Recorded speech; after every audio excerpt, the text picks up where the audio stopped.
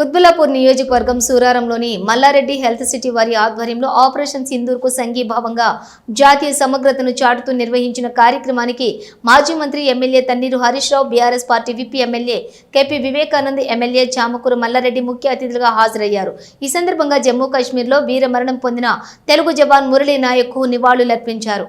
అనంతరం వారు మాట్లాడుతూ అమాయకులను చంపడం అనేది ఉగ్రవాద ఉన్మాదానికి నిదర్శనమని, బిన్ లాడెన్ వంటి ఉగ్రవాదులను పెంచి పోషించిన ప్రపంచ మానవాళికే పాకిస్తాన్ దేశం ప్రమాదకరంగా మారిందని, ఉగ్రవాదానికి వ్యతిరేకంగా ప్రపంచ దేశాలు ఏకమై పోరాటం చేయాలన్నారు.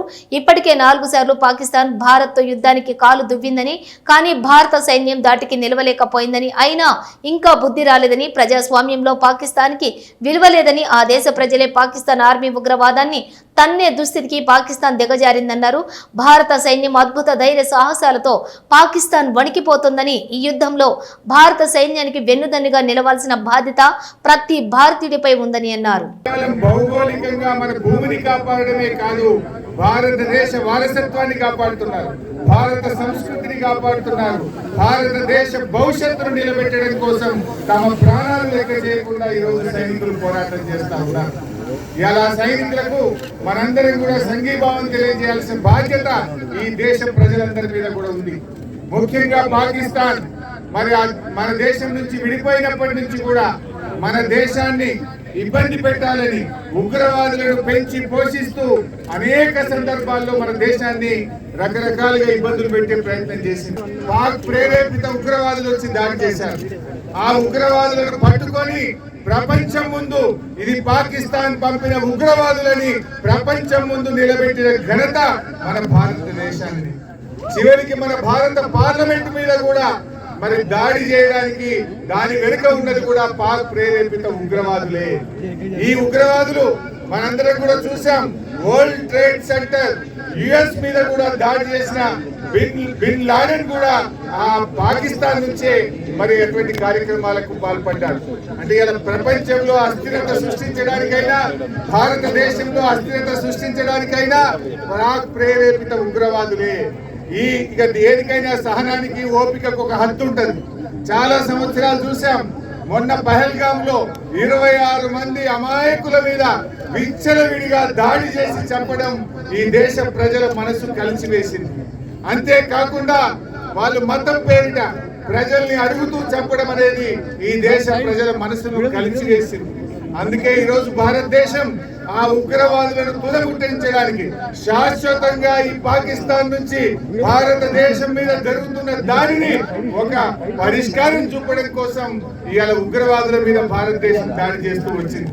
కానీ ఇలా పాకిస్తాన్ ఎన్ని ప్రయత్నాలు చేసినా మన భారత సైన్యం అద్భుతంగా పోరాటం చేస్తూ పాక్ యొక్క కుట్రలను ఎప్పటికప్పుడు కూడా వాటిని ఛేదిస్తూ ఇలా ఉక్కిరి బిక్కిరి చేస్తా ఉంది పాకిస్తాన్. మరి ఇటువంటి సమయంలో మనం కూడా త్యాగాల కోసం ఈ దేశంలో ప్రతి యువతి యువకుడు సిద్ధంగా ఉండాలని చెప్పి కూడా నేను పిలుపునిస్తా ఉన్నాను. ఒకవేళ సైనికుల కోసం ఏదైనా సపోర్ట్ అవసరం ఉంటే యంగ్ డాక్టర్స్ గా మా మల్లారెడ్డి మెడికల్ కాలేజ్ కూడా ముందుండి అన్ని రకాల వైద్యాన్ని అందించడానికి కూడా సంసిద్ధంగా ఉండాలని చెప్పి కూడా నేను పిలుపునిస్తా ఉన్నా. మరి మనందరం, నేను గాని, మల్లారెడ్డి గాని, మా వివేక్ గౌడ్ గారు మొట్టమొదటి రక్తదానంలో ఉండి ముందుండి అవసరమైన రక్తాన్ని కూడా ఈ సైనికుల కోసం ఇవ్వడానికి మేము సిద్ధంగా ఉన్నాం. మీరు సిద్ధంగా ఉన్నారా అని అడుగుతా ఉన్నా. Are you ready? All of you. ఎందుకంటే మనం అక్కడ పోయి ఆ సైనికులకు అవసరమైనటువంటి రక్తదానాన్ని గాని, ఆ సైనికులకు అవసరమైన వైద్యాన్ని గాని, ఆ సైనిక కుటుంబాలను కంటికి రెప్పలాగా కాపాడుకునే బాధ్యత ఈ దేశ ప్రజలది అని చెప్పి మనం చేస్తా ఉన్నాం. ముఖ్యంగా భారత సైనికులారా, మీరు అద్భుతంగా పోరాటం చేస్తున్నారు. మీ వెనుక 140 కోట్ల మంది ప్రజలు ఉన్నారు. ధైర్యంగా ముందుకు పోండి.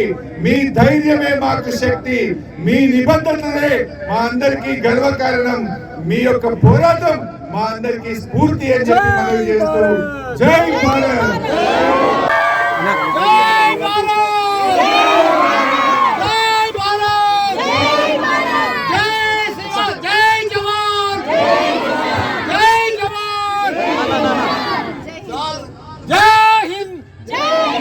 అందరికీ నమస్కారం. చాలా మీ అందరూ కూడా పొద్దున్నే 6:30 సంది కూడా ఇక్కడ మేము కూడా మీకు సపోర్ట్ ఉన్నాం. మీరు ధైర్యం కోల్పోవాలి. కూడా పెద్ద మల్లారెడ్డి హెల్త్ యూనివర్సిటీకి వెళ్ళి పెద్ద ఎత్తున డాక్టర్లు కానీ, ప్రొఫెసర్లు కానీ, టీచర్లు కానీ, మా నాయకులు కానీ, అదే మాదిరిగా మా వివేక్ కానీ, మా నుంచి కూడా అందరం కూడా సైనికులకు మేము మద్దతు ఉంటామని చెప్పి పెద్ద ఎత్తున ఈ రోజు ఈ ప్రోగ్రాం పెట్టుకున్నాం. ఏమైనా మనకు స్వాతంత్రం వచ్చి 75 సంవత్సరాలు అయింది. మనకు పాకిస్తాన్ తోటి ఎప్పటికీ బాధలు పడుతూనే ఉన్నాం. ఉగ్రవాదులు తోటి వాళ్ళు పోషిస్తూనే ఉన్నారు. మనం ప్రధానమంత్రికి ఒకటే మేము మనవి చేస్తున్నాం అందరికీ, మోడీజీ పాకిస్తాన్ ఉగ్రవాదులకు కట్టక్కరు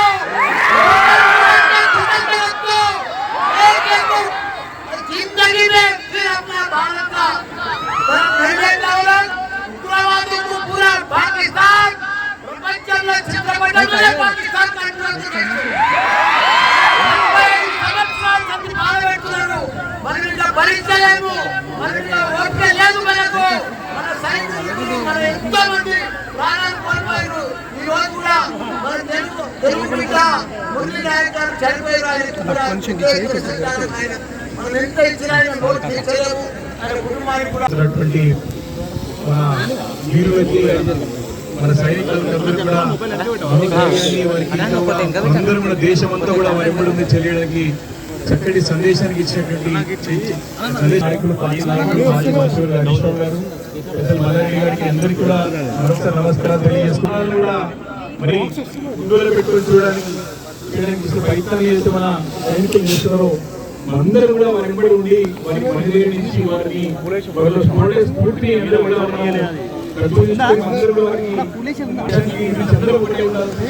కాబట్టి అన్ని కూడా పక్కన పెట్టి మన దేశం మరొకసారి ఇప్పటికే 4 సందర్భాల్లో 4 సార్లు ఈ యొక్క పాకిస్తాన్కి గురపాఠం చెప్పినటువంటి చరిత్ర మన దేశానికి ఉన్నది.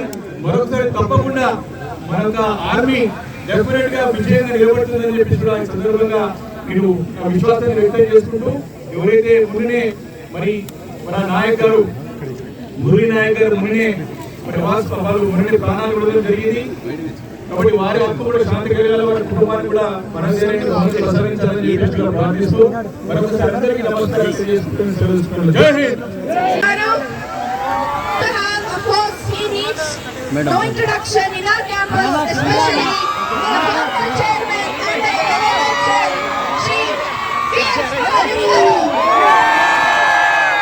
And along with them, we have the entire family, my mother-in-law, my co-sister Shani ma'am, and Mamta Reddy ma'am, and the entire Reddy sir. Anyways, my handsome husband is not there today. I miss him. And along with them, the entire team of Mitchell, and the team of Malari Vishwavidyapith and all the students. Welcome.